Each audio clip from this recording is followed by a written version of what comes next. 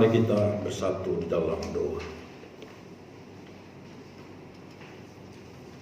Maha besar Engkau Tuhan kami, Allah yang kami panggil Bapa, di dalam Yesus Kristus, Tuhan dan Juru Selamat kami yang hidup.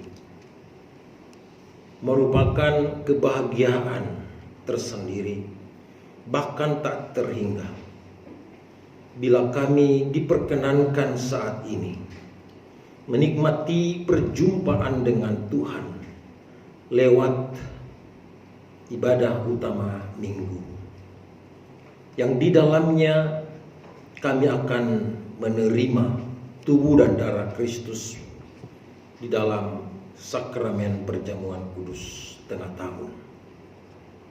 Semua ini bukanlah karena kegagahan kami. Semua ini adalah karena karunia Tuhan yang luar biasa dan dahsyat bagi kami. Di tengah-tengah wabah pandemi virus corona COVID-19, Tuhan menguatkan, meneguhkan, mengokohkan iman percaya kami, sehingga kami dapat melangkah dari kediaman masing-masing dan bersujud di rumah pemujaan Tuhan, karena kami tahu pemulihan, penguatan, berkat sukacita ada di dalam hadirat-Mu, dan itulah yang kami rindukan. Saat ini kami akan mendengarkan sabda-Mu. Kuasailah hati dan pikiran kami, sehingga tidak ada satupun yang sia-sia datang beribadah kepada-Mu. Terpujilah Tuhan, di dalam nama Yesus kami berdoa dan mengucap syukur. Amin. Ibu bapak saudaraku yang kekasih dalam Tuhan, pemberitaan firman Tuhan hari ini terambil dari surat Rasul Paulus kepada jemaat di Roma. Pembacaannya pada pasal yang ke-6, ayat 1 sampai dengan ayatnya yang ke-14.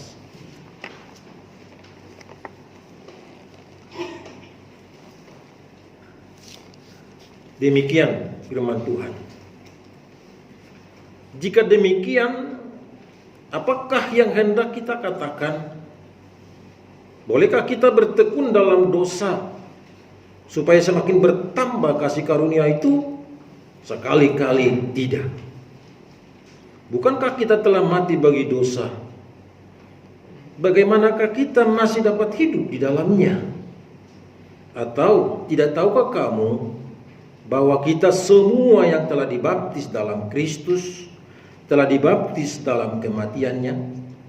Dengan demikian kita telah dikuburkan bersama-sama dengan Dia oleh baptisan dalam kematian, supaya sama seperti Kristus telah dibangkitkan dari antara orang mati oleh kemuliaan Bapa, demikian juga kita akan hidup dalam hidup yang baru. Sebab jika kita telah menjadi satu dengan apa yang sama dengan kematiannya, kita juga akan menjadi satu dengan apa yang sama dengan kebangkitannya.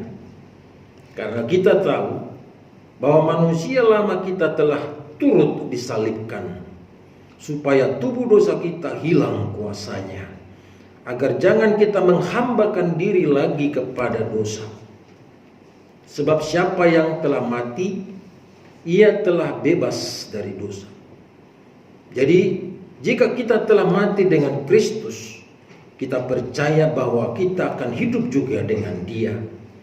Karena kita tahu bahwa Kristus sesudah Ia bangkit dari antara orang mati, tidak mati lagi, maut tidak berkuasa lagi atas Dia.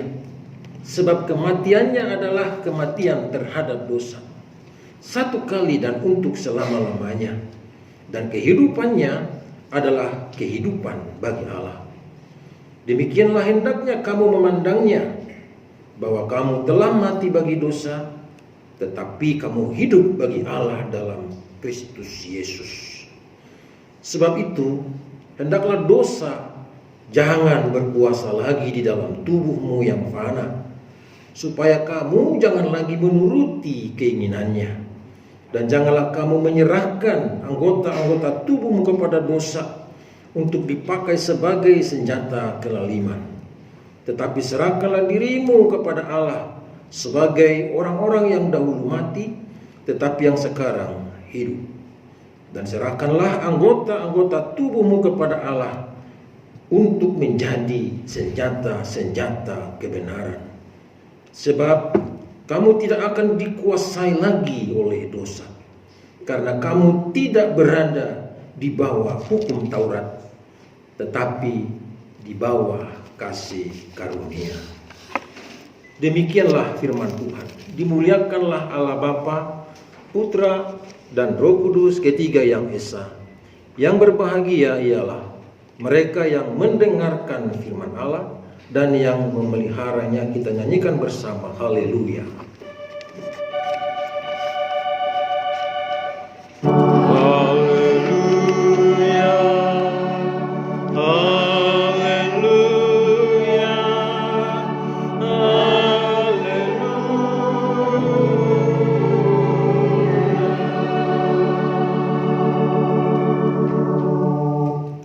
Shalom, Bapak Ibu Saudaraku yang kekasih dalam Tuhan.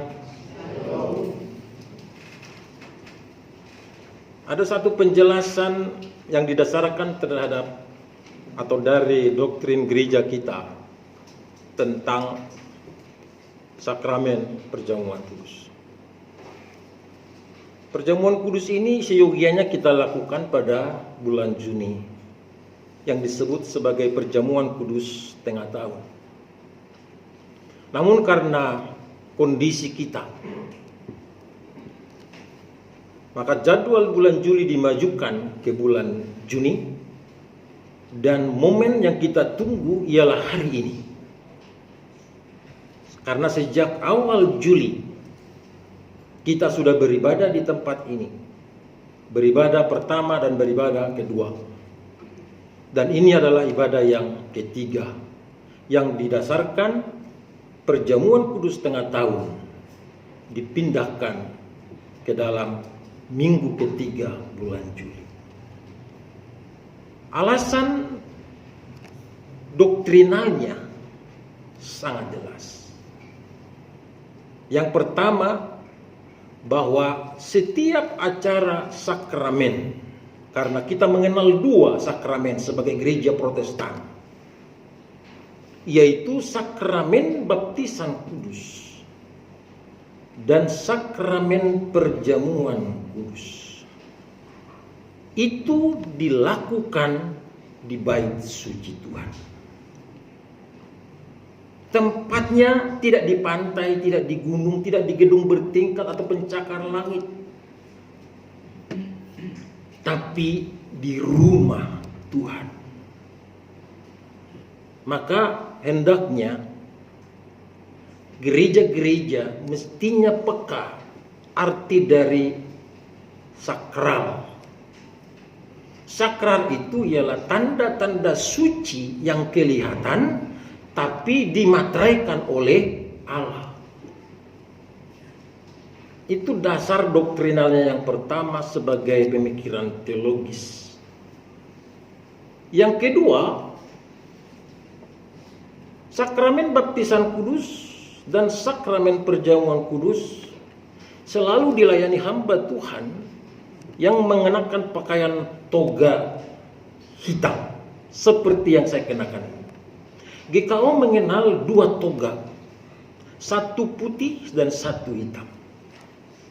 Yang putih itu lebih banyak di acara Paskah, karena itu ada kebangkitan Tuhan Yesus Kristus, ada di acara-acara yang merayakan tahun gereja.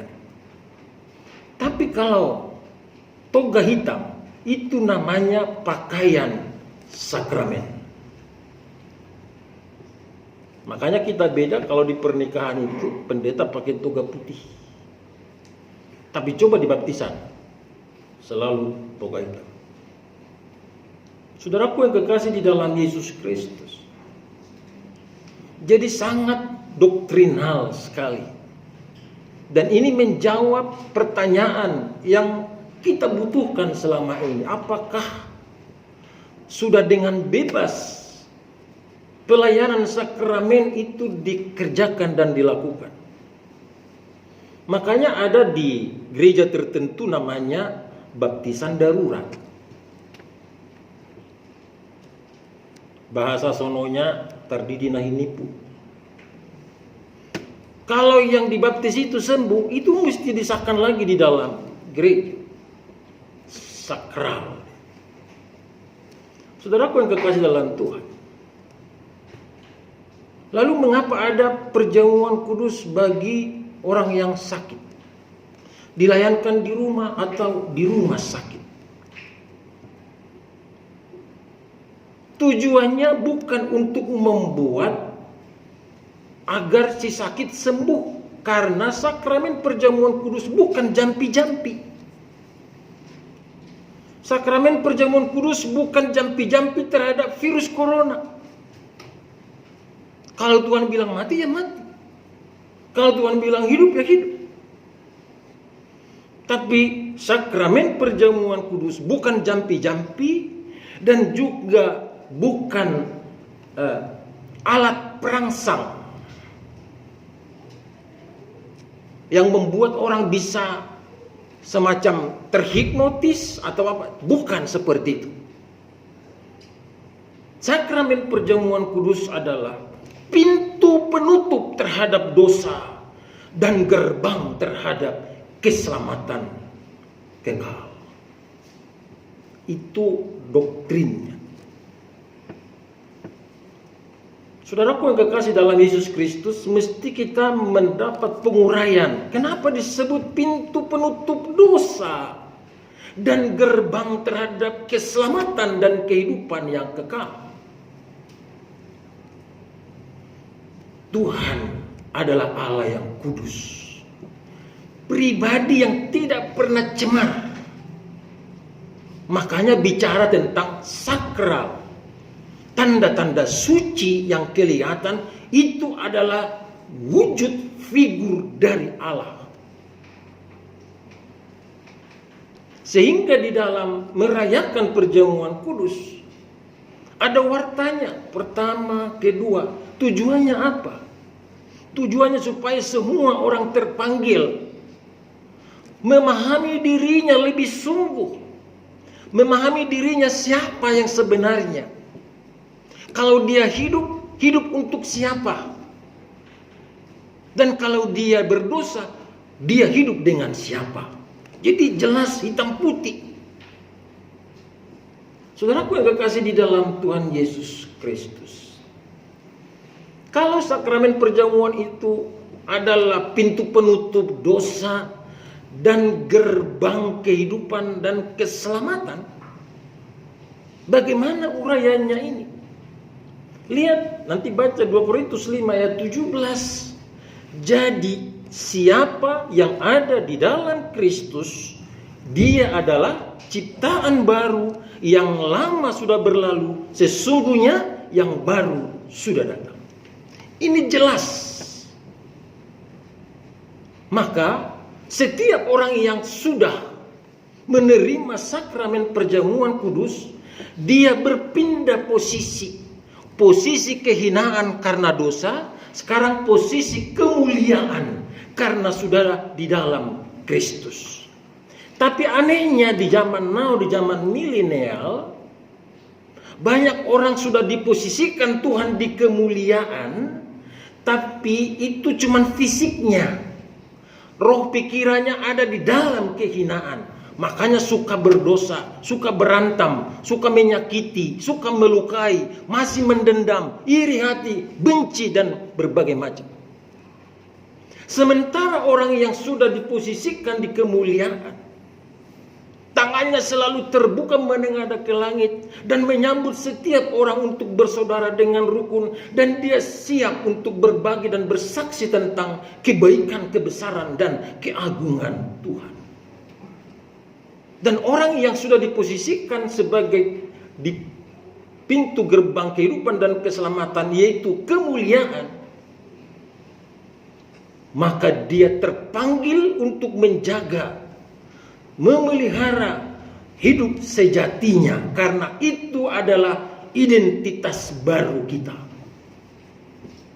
Setiap orang yang menerima sakramen perjamuan kudus menandakan identitasnya diteguhkan dan dibaharui kembali di dalam tubuh dan darah Kristus. Saudaraku yang kekasih dalam Tuhan, dalam sejarah gereja kita GKO, hari ini adalah 19 Juli. 19 Juli tahun 1979, GKO ini resmi menjadi sinode. Berarti 41 tahun yang lalu, hari ini kita berulang tahun Dirgahayu GKO. Selamat ulang tahun GKO, sinode GKO. Tapi di dalam selamat ulang tahun itu, bagaimana jiwa-jiwa kita yang ada di dalamnya telah menjaga, memelihara posisi hidup kita yang sudah dibuat identitas barunya.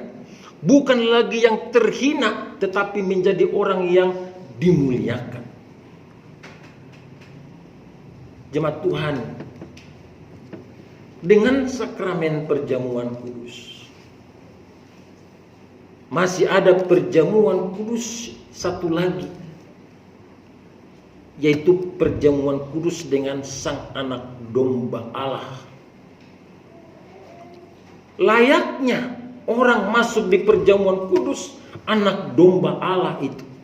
Nanti baca di kitab Wahyu.